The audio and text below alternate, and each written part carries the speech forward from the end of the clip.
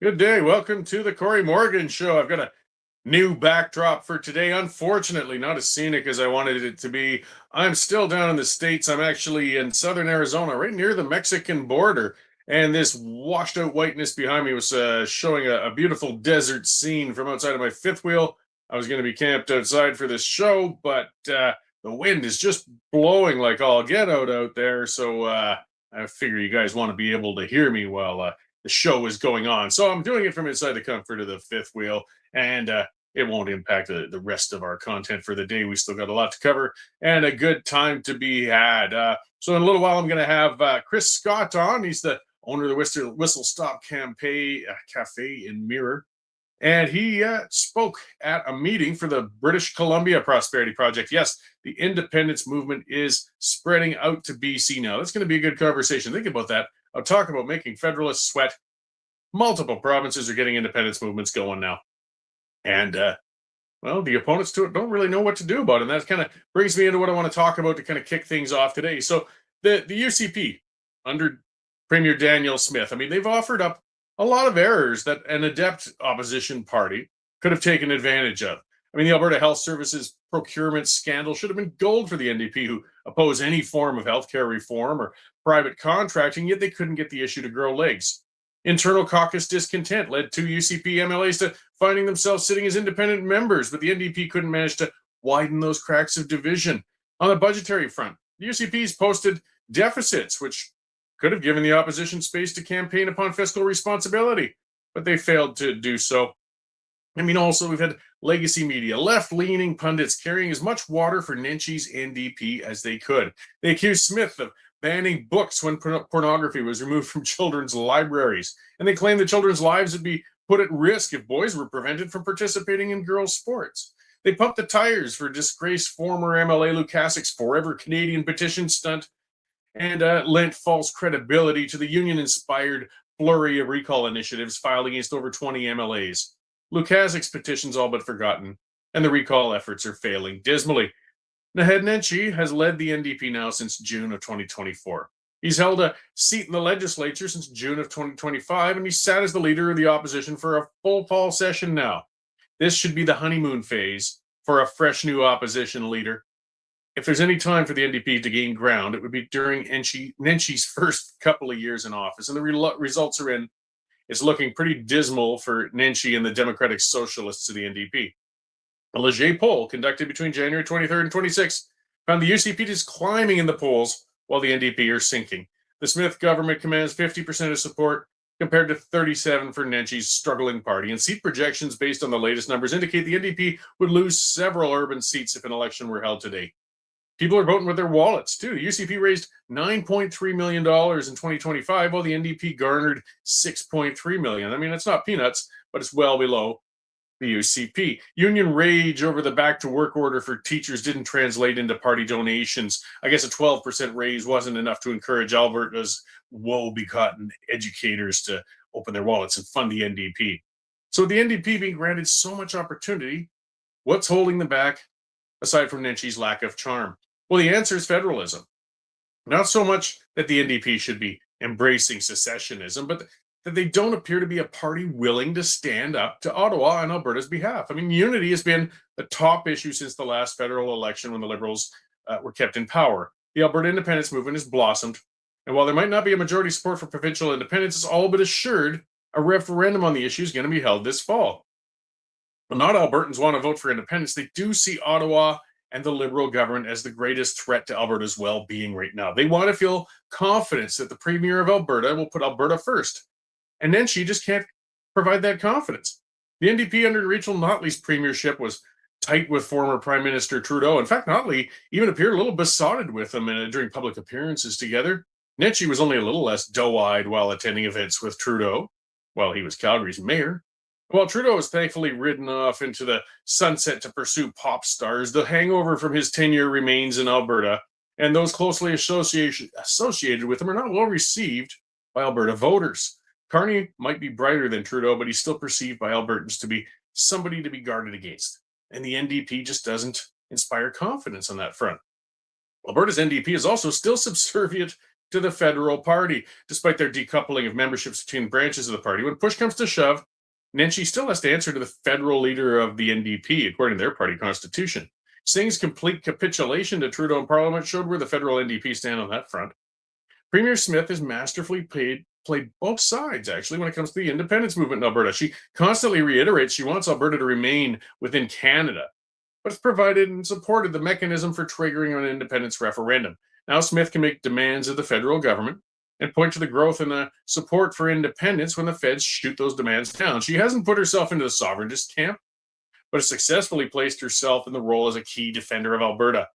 Nenshi is never going to gain ground unless he can convince Albertans he'll put the interest of Alberta before the federal government. And that's a tall order for a man who tied himself that tightly to the Trudeau regime. He's going to have to find a way to distance himself from his staunch federalism while not appearing sympathetic, of course, to the independence movement. And that's probably impossible for him to do. Unless Nenshi can figure it out, though, the UCP is going to continue to gain support no matter how many political gifts they offer to the NDP. So that's kind of a bright news story to kick off things today. Let's see what else is going on in the news out there. Check in with our news editor, Dave Naylor, who's in the confines of the newsroom there. Hey, how's it going, Dave? Good, Cory, even though you are a great disappointment to me. How have I disappointed you this time?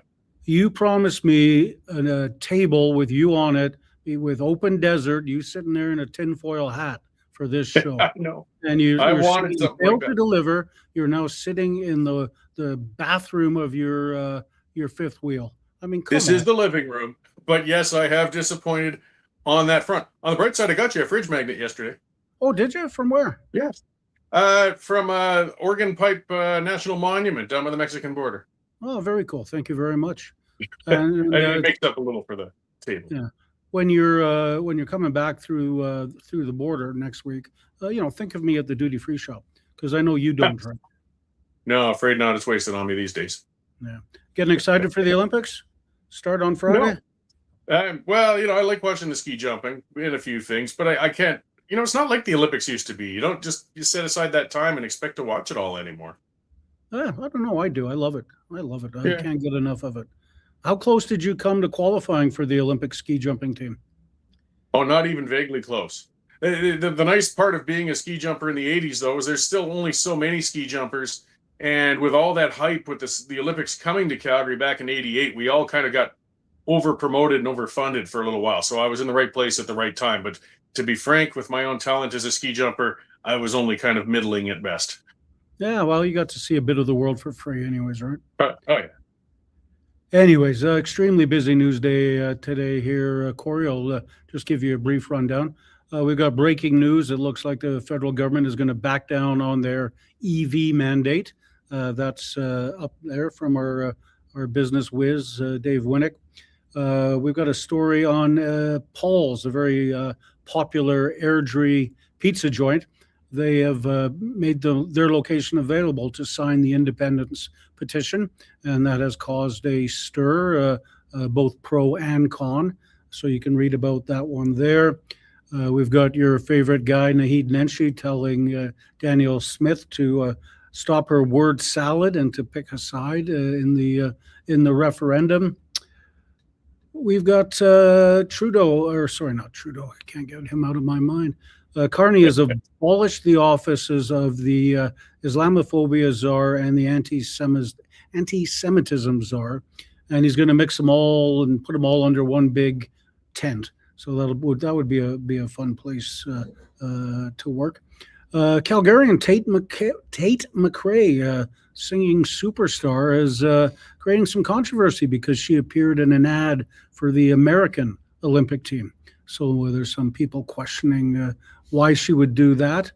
There was a bloodbath today, Cory, at the Washington Post. They laid off a third of their staff, a ton of overseas people, all their photojournalists. So it wasn't a good day to be working there. The Epstein files appear close to toppling a prime minister, believe it or not.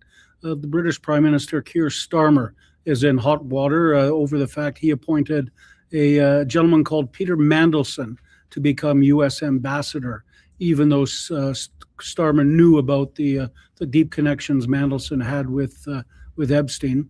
And one you'll probably be all too familiar with, Cory, stray dogs on Indian reserves. The Blood Nation in southern Alberta has had to declare a state of emergency because of roaming packs of feral dogs attacking people. So not a good situation down there. So all that and more, Cory, on our website this lunch hour. Right on. Well, you're not struggling to find content, as you said. No. I guess it's just a matter of picking what stands out most. I imagine you're pumped for the game this Sunday. Yes, I am. I could say I'm quietly confident. I think our defense is better. I think our quarterback is better, and we've got the best receiver in football. So I think it should be a comfortable 14-point victory. We'll see. I gotta admit, I prefer the Seahawks over the Patriots. I'm trying to pull a little bit of optimism for my beleaguered Steelers right now, though both of those teams that are in the playoffs now did so after getting new coaches. So maybe that's what'll help the Steelers along next year.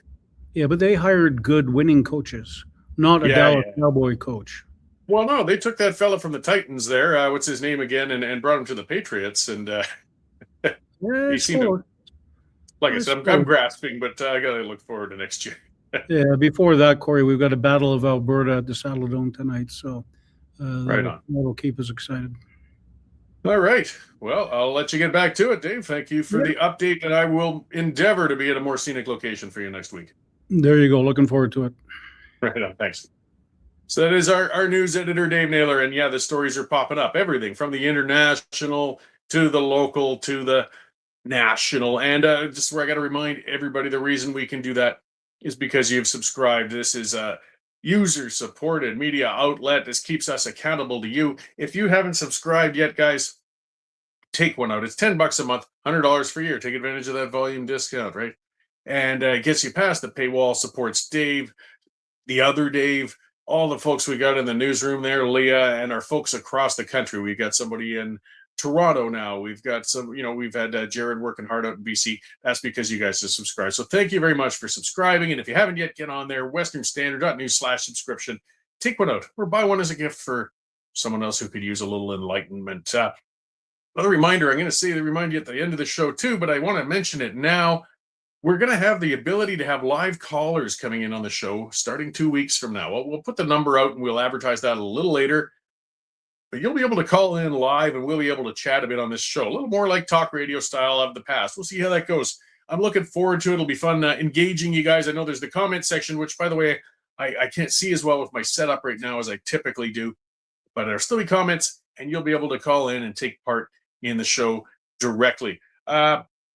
So let's see, I got a couple minutes before my next guest. I want to mention it's interesting to hear about Paul's Pizza. And the name of the owner of that is kind of escaping me, but he's a very non-woke person. And he got into a lot of, the usual blowback and everything for being a little too candid with his thoughts on Instagram and Facebook, I think, in the past.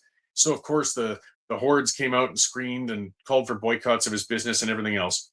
And I'm not lying, by the way. I've gone to the Paul's Pizza, and there's a few of them. His main one's kind of in Airdrie, I think, or North Calgary, but there's one in the south.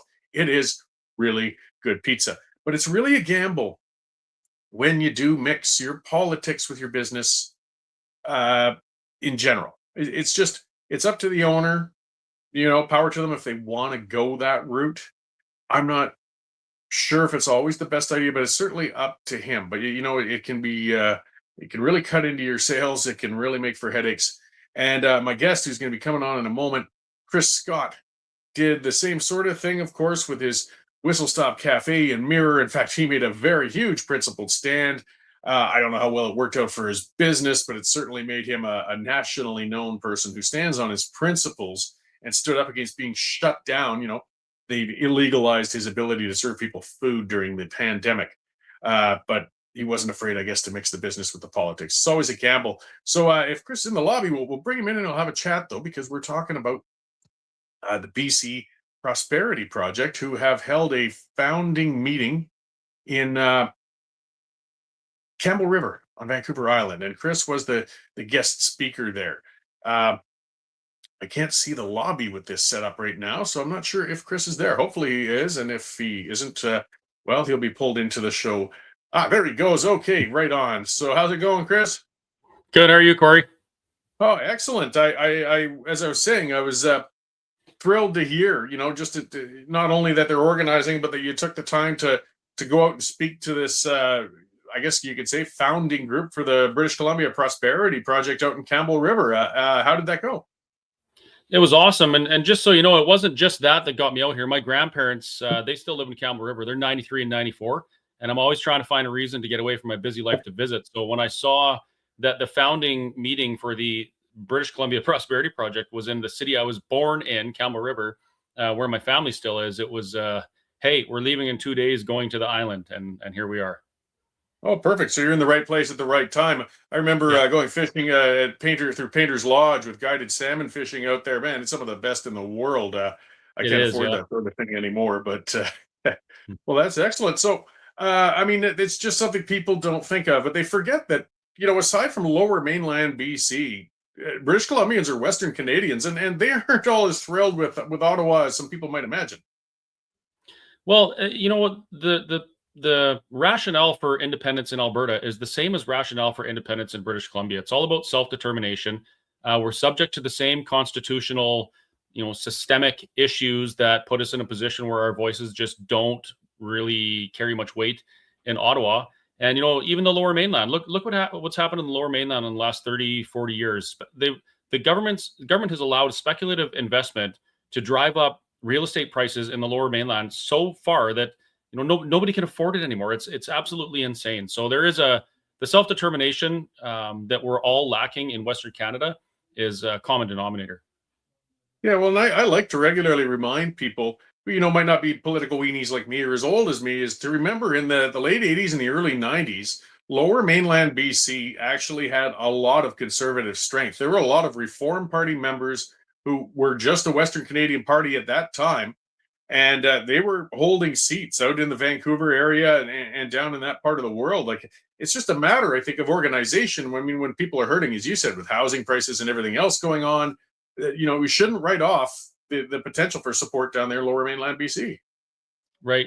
And even going back a little further, you know who Elmer Knutson is, Cory. Elmer Knutson had pretty successful meetings in Vancouver, on Vancouver Island, and in other places in British Columbia in the early 80s prior to the repatriation of the Constitution. And that was because, British Columbia, just like Alberta, has largely felt, unheard by Ottawa.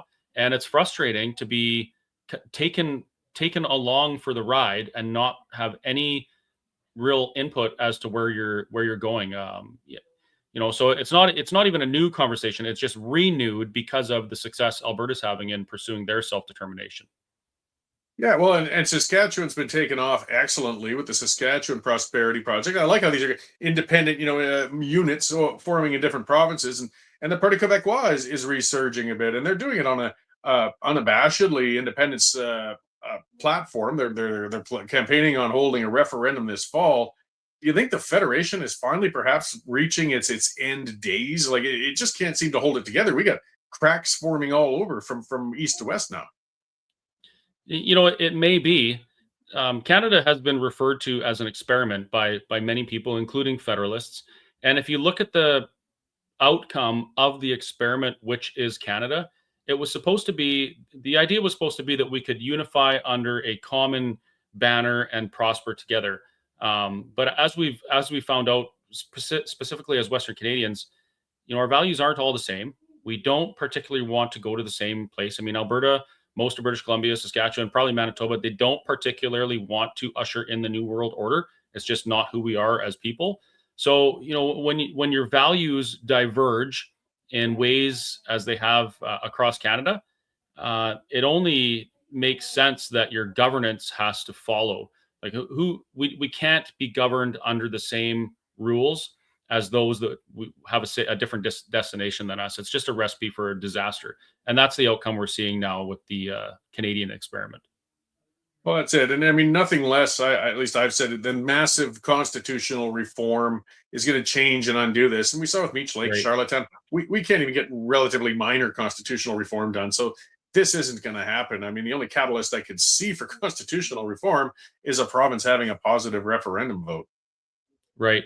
And that's where I was even just maybe a year and a half ago, Cory. I was a hey, we need the leverage to amend the Constitution and fix these things so that the Canadian flag tattooed on my back makes sense.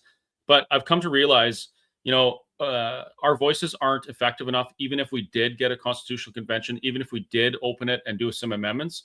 I fear that right now, with a prime minister like Mark Carney, who wrote in his book Values how the ordinary person has to give up rights and freedoms in order for us to survive. A guy who hates capitalism and hates energy use. If we opened and tried to amend the Constitution right now, and people that have those types of values have a stronger voice than us, what would we end up with? I doubt it would be anything better or more equitable. I think, on the contrary, it would be worse. So getting back to the British Columbia meeting, I think I saw reports. That's not that unexpected. There were a few hecklers in attendance or protesters outside or something of the sort. Yeah, and they're perfectly nice people. On my way in, I stopped and kind of interjected in a few conversations, and it was the same kind of things that we hear all across the board. The very first thing I heard was, "Oh, Alberta, a bunch of hillbilly whatever," they said. And I turned to them and said, "Listen, that's exactly why we're leaving, is because of things like this. We're completely disrespected within Confederation. Alberta stands up to do something on their own, and immediately they're just name called and stuff." And so that was my first thing. The second one was, I asked the question, why is it that you want to be part of Canada? Why is it that you want to stay under these rules? And I got the same things, like, "Oh, Canada is the best on the world stage. We have the largest. We have great GDP. We're a safe haven for LGBTQ people," and the list went on and on with some more ideological things. We even got into some conversations about the tanker ban, and the protesters were saying, "Well, you don't care about the hundreds of First Nations groups on the coast that will be destroyed." And I'm like, "What do you mean will be destroyed? There's no evidence to support what you're saying." So what I found was the 20, maybe 25 people out there. There's quite a few, and kudos to them. It was raining and they still came out. Their arguments against the idea of independence or self-governance are all, at least in my opinion, seem to be quite emotionally driven and less factual. And that's what we're finding in Alberta too. Yeah, no, and it's an emotional thing. I've talked about that in past things, or even wrote about it. That we can't dismiss the emotional attachment to the Federation either. Emotions are what drive people to vote yes or no, or this way or that way. So we have to approach them with reason, even if they get us a little grumpy sometimes. Getting aside from them, though, how about with the local people who did come out? So that this is starting the core. Like, was there a good group, organized volunteers signed up so this could spread and turn into the kind of movement the APP has? Yeah, so it's grassroots, completely new in its infancy. That's my grandpa. He's almost 100. He's 94 years old this year. Can you believe that? Right on. It's a group of concerned British Columbians, and there was actually some people from Alberta in the room. That was pretty neat, who understand that the patriotism and the emotional feelings that keep us attached to Canada are quickly being overcome with the reality that even British Columbia needs to do something different so we have a voice. It reminded me about the infancy of the Alberta Prosperity Project, back in 2021 when we met in a shop in Nisku under cover of darkness for fear of being arrested. Very similar to that. So I would think that over the next few months, we're going to see a lot of people volunteer. As the movement grows, people will be emboldened so that they feel free to share their opinions unabashedly about British Columbia independence. And we're going to see that. And it's, I think the independence movements across Western Canada they're going to embolden each other. Like, when Alberta we get our numbers and we get our referendum, that's going to get people talking in British Columbia and Saskatchewan. So the ideas are becoming commonplace and mainstream. The stigma of separation is being reduced, and the conversations are changing, and I think that's really important. Yeah, so they've got kind of a lot of organization ahead of them. Like I said, it's great to see the beginning. So I imagine that their plan is to spread out, get more regional chapters, kind of get more of a central organization, things like that going. And they'll have to, and it seems pretty unlikely with the EB government, but try to determine a path where they can get citizens-initiated referendum legislation from their provincial government. Like it's things will have to change somewhat dramatically, but I mean, the time to start organizing for that is right now. Yeah, that's true. And one thing that it actually surprised me when our premier in Alberta, Danielle Smith, she said, "Well, if you can't do a referendum through the government, you can do it through the people. It doesn't have to be through government. Governments are secondary to the will of the people. Governments are supposed to serve the will of the people." And our premier in Alberta, she believes in that strongly. So she said, if you want to do something like this and government's not cooperating, what do? You mobilize, you get the numbers, you build the movement, you get the signatures in a petition drive, and then you have it audited by an accounting firm and presented to government. That's a legitimate path as well. In Alberta, we have the benefit of the Citizen Initiative Act, which allows us to compel government to do it. But uncooperative government should never be able to override the will of the people. No, and in the end, when people get upset enough, things change. I could see a potential time bomb in the United States, in the United States, in British Columbia, the lower mainland BC, and throughout, with David Eby's DRIPA, which is the thing from the United Nations Declaration of Rights for Indigenous People, and how it applied to property rights. And now it sounds like some people's fee simple held property may be actually at risk due to some pretty, well, in my view, absurd claims. But when you lost the land, it doesn't matter how absurd it is. If we start seeing a situation where people are actually losing their homes and businesses over this, I got a feeling the temperature in British Columbia is going to change very dramatically, very fast. Yeah, that's true. But there's another side of that as well. And it's very concerning. There's a large group of people in British Columbia and across Canada that have been made to believe that their own existence is shameful and they carry so much guilt that they should allow these things. And that all came out of the 215 hoax out of Kamloops, which is rapidly unraveling. But the damage was done. It actually convinced people that they needed to sacrifice their future and their children's future and, just ignore the idea of personal property or anything like that in order to satisfy some debt that was incurred, hundreds of years ago by people they have nothing to do with. And that's something else. And we're not talking just of people that don't have anything that believe in this. Like we see that in the left wing activism, lots people that don't necessarily work, they live on entitlements, have lots of time, and they want everyone else's money. That was a conversation actually at that meeting with the protesters. They want a wealth tax. And I said, what makes you think that you deserve to or have a right to someone else's money? But my point is, there's like in British Columbia, there's judges and lawyers and politicians who actually believe that it's okay that their children's futures are sacrificed because of some supposed sin that occurred in the past. So that is something we have to work on as well. Thank God there's people doing it. Cory, I think you've interviewed Dallas Brody and some of the others that are uncovering that. But all of these things go together. The legislation on with DRIPA, the UNDRIP UN convention stuff, the Supreme Court rulings recently in Canada that are affirming verbal oaths in the past, they're all culminating in the potential to destroy what Canadians built together, regardless of where they're from or what their ancestry is.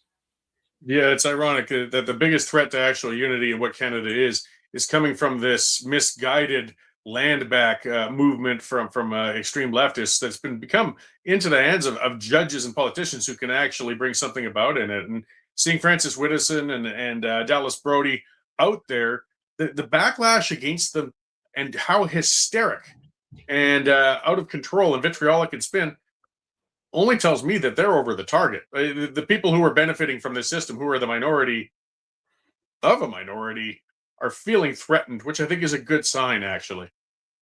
Yeah, when you see those hysterics and those antics and actually outright violence, like what we saw at UBC and at Thompson Rivers University. I grew up in Kamloops, by the way, so this stuff is all hitting closer to home for me than to many others. But when you start seeing that, you realize that that's because the debate isn't winnable for the opposition. The only thing they really have is emotional outbursts and outright attacks, threats of physical violence and physical violence to shut down the conversation on the other side.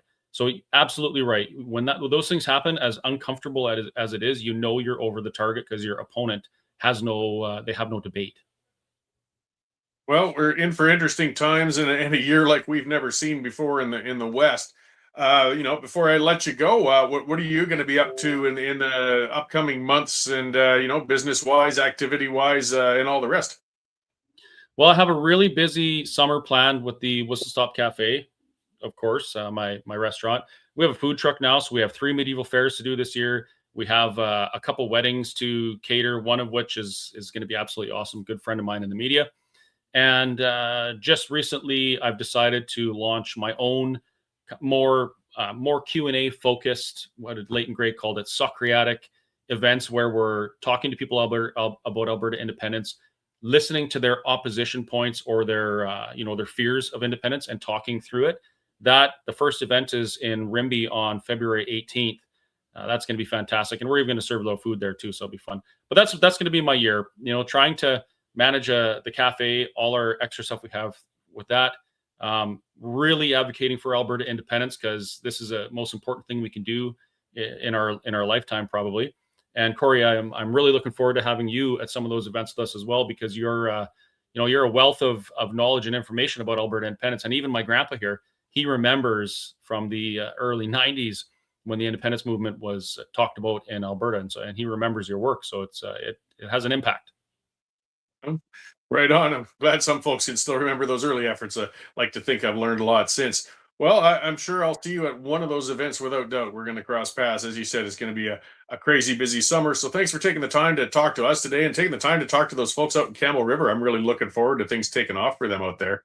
And we'll talk again soon. Sounds good. My pleasure. Thanks, Cory. Right on. Thanks. So one more time, folks, that is Chris Scott from the Whistle Stop Cafe. That's out in Mirror, Alberta. It's got a central Alberta, a little east and north of here from Red Deer. And I honestly, I go out on my way. The odd time Jane sent me to Edmonton to get stuff and everything, I pop off the highway if I got time to grab a bite. And I like it, just like I said with Paul's Pizza. It is good food. I don't have to try and BS to help a friend or fellow advocate. In fact, I would just say nothing if the food wasn't any good, and I'd just say go support him because of his activism. You won't be disappointed grabbing a lunch in Mirror at that place. And as I was talking about earlier, it's a gamble to mix your business with your your political activism, I guess you could say. I owned a pub and cafe for years. It was a tough go, and I got to admit, I didn't have the courage they did. I didn't hold political activities. I was always political and doing all my things elsewhere and everything, but I didn't do anything within my pub. Just because I didn't want to deal with the nuts. And we would still get people, attacking us on the Google reviews and crap like that. Again, pretty sad case that with what they have to do is make up false food reviews. Either way, lots of people showing courage all over the place. So, let's talk about some of the things that this is one of the biggest hangups people keep pushing against with the independence movement. Chris was talking about it and others. And this is one of the biggest threats to Canada, is the catastrophic state the First Nations are in. It's a mess.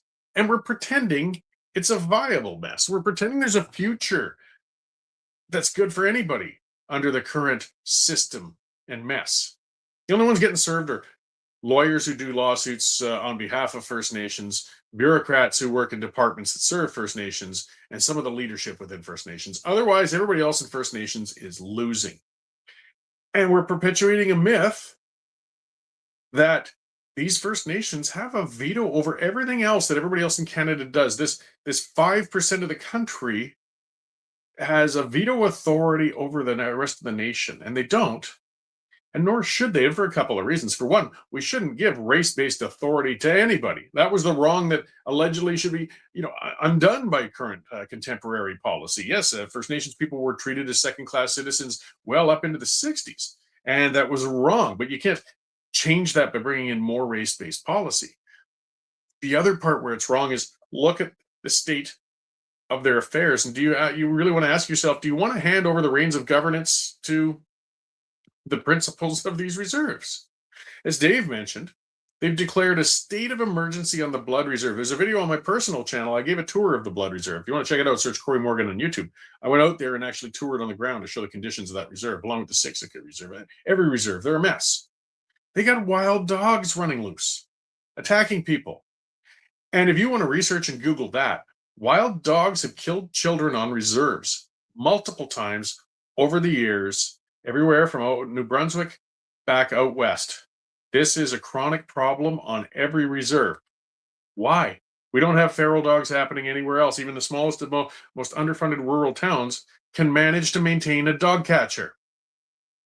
And their population spays and neuters their pets because that's what's happening. Why is it happening?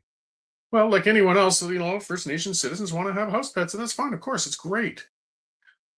But this is the outcome, and it's symbolic and it's real, of decades of infantilization of the people on reserves, most of which involves telling them all anything and everything that goes wrong in your life is somebody else's fault. There's a complete lack of sense of personal responsibility for anything. It's people living for the moment, not looking ahead for next month, next week, next year, and just not taking responsibility. That's why the housing is in some of the condition it's in. And it's just not even a consideration to even spay and neuter the pets. So, of course, they breed like crazy. Well, they're not going to take care of the puppies. So those run loose, they become feral, and you have wild dog populations. The only places with feral dog populations going on in the whole country are on native reserves, and it's on all of them. Really lets you know just how messed up things are there, unfortunately. So again, people saying we can't allow independence, we can't allow change for the sake of the Indigenous people. Really? Really? Get out there onto a reserve then. If you don't want to watch my videos, it's fine. Go out and see for yourself. And try to convince yourself that the status quo is actually serving the people living on those reserves. In houses that are falling apart, that don't know how to maintain their own water wells and septic systems. That's another issue. Why is there no clean water on reserves? Clean water on reserves. Well, whose responsibility is it? Every other municipality in the country is responsible for its own water. The First Nations reserves get billions and billions and billions of dollars. Yet somehow it's still allegedly everybody else's responsibility that they get clean water. It's led to them being incapable of maintaining the things for the clean water, unfortunately. Even when you try, even when they're given money expressly for that. Unfortunately, again, we've taken away accountability. We aren't allowed to audit them anymore, so we don't even know if the money goes to giving clean water. So guess what happens? Corruption. Look at the Cowichan Reserve, one of the biggest unchecked garbage dumps in Canada. Look at the footage of what happened there. It's going to cost tens of millions, maybe hundreds of millions to clean up that mess of them charging people a discounted rate to dump garbage on their land, which they did, commercial, massive amounts of dumped trash until it finally got exposed right next to a river. That mess is going to be leaching into the water, these stewards of the environment. And guess what they said? Taxpayers have to come out and pay for this cleanup because it's their fault. Why? I don't know, because they didn't stop us. This is how bad it's gotten. I'm not trying to say it to be a jerk to First Nations people. Anybody of any race growing up living in that environment, being told all of these things their whole life and listening to these idiotic land acknowledgements and all that other garbage will feel a sense of personal irresponsibility and entitlement just like them. It's not a race thing, it's a situational thing. It's the situation we've put a race into. Why can't we realize how backwards this whole idea is? In South Africa, they called it apartheid. In Canada, we call it a right. We should never be separating people based on race, yet here we are. And yet here's the irony of it. When you question the segregation of people based on race, you get called a racist. If I really hated First Nations people, as some of the defenders of the status quo like to claim, I really despised them. If I really wanted them to suffer, the worst thing I could wish on them? That nothing changes. I could wish that they're still stuck in that god-awful situation forever, because that's the worst punishment you could possibly give them, because you're also condemning their future generations to more misery as it gets worse and worse on those reserves until finally some people are going to admit that it's a failure. Google something else. Again, I keep saying that because everybody, source this, source that. Well, I'm giving you, just look for yourself. The average life expectancy of a First Nations man in Alberta versus non-First Nations. 19 years younger they're dying. 19 years. A quarter of an average lifespan cut off from them. And we're supposed to pretend that system's working? Who's the delusional one around? When people say independence movement's delusional, really? Are you delusional if you think this system is ever going to work or serve people, or that we should kowtow to it? Getting further with some of the entitlement, look at some of the news that's in the Western Standard. Their favorite rent-a-chief, Adam Allen. He's from up Fort Chipewyan, I think, Northern Alberta. You got to remember, Google him, have a look, his long police history, but also his history of getting $55,000 from an American lobby group to take their side on an issue. And he's demanding Premier Smith's resignation. And guess who he was standing hand in hand on, arms around each other, cuddling, talking, whispering sweet nothings? Thomas Lukasik, yes, that disgraced former MLA, the Forever Canada guy, was standing with Chief Adam Allen saying, we must make Smith resign and end the independence movement. Well, then look at who your opponents are when you wonder if you're on the side of right or wrong. A corrupted rent-a-chief, disgraced Redford era politician. That's who your opponents are, guys. So yeah, I think you're on the right side. Let's see, the Washington Post. Dave mentioned that. Just a side note, a third of them. I mean, that's an institution of a media outlet, but boy, it really illustrates the path of contemporary media. They can't survive in this. They have to change. They have to change dramatically. And, I know that the Washington Post isn't exactly a conservative outlet, but I mean, they broke, of course, some incredible things over the decades. They were a very important publication, and now they're getting cut to shreds. We're seeing that in Canada. Local newspapers are dying. All I can say is accept that these old dinosaurs are gone. They're going away, and support independent media. I know it's also self-serving because I'm in independent media, but hey, the Western Standard's the future, guys. We're growing every year. We're getting more reach. We're hiring more reporters, more columnists, and covering more ground. Same with the other ones, True North, Rebel, all of those ones, Epic Times. That's the future, and it's a good future. It's going to be a hiccup as the communication transition changes, but it is a good development. But in the meantime, there's going to be a bit of a void. It's going to be hard getting coverage or things. So seek them out now, support them now, help us evolve into the new media that we're all going to need. Let's see, a little note on direct democracy. I talked about that in a column and a rant the other day. The recalls, again, laughing about that. I really am. Angela Pitt in Airdrie was another one that came due for a recall. Again, Dwayne Pratt, some of the others. Oh boy, that this could cause the end of the Smith government. Or when one of the cabinet ministers said she was going to resign, and the headlines at CTV said, "In light of a recall petition." Guys, these recalls were never coming close. So Angela Pitt in Airdrie, an MLA, has been there a while. Not the most outstanding in profile, but not in terrible condition. Well, they only got 16% of the required signatures in the months they had to get it. Not even vaguely close. So they got about 20 more of these to fail, and I'll keep gleefully reporting on those as those continue to happen. Let's see. Smith's demanding that Ottawa reforms the judicial appointment process, saying Alberta needs a stronger voice in selecting judges. Yeah, okay. Well, keep throwing things against the wall, keep failing. That's fine. You got to try. But obviously, it's not going anywhere. They'll tell her to get stuffed. And the independence movement will grow, which gets accused of foreign interference. Well, let's talk about foreign interference quickly. Federal election monitors yesterday said Conservative candidate Joe Tay needed private security to guard against threats by the Chinese Communist Party agents in the 2025 campaign. Wow. But that's not big news. No. Some clown going down talking to unnamed United States people over something benign. That's apparently the biggest problem in the world. But not this. Not Chinese Communist Party people intimidating politicians in Canada. Okay. We got our priorities wrong in Canada. Well, and as I've said before, and I'll say it again, Canada's broken. Well, we can fix it, or at least fix part of it. And you know what? Once we fix this part of it, some of the fix will apply to the rest of it. Tough love for their own good.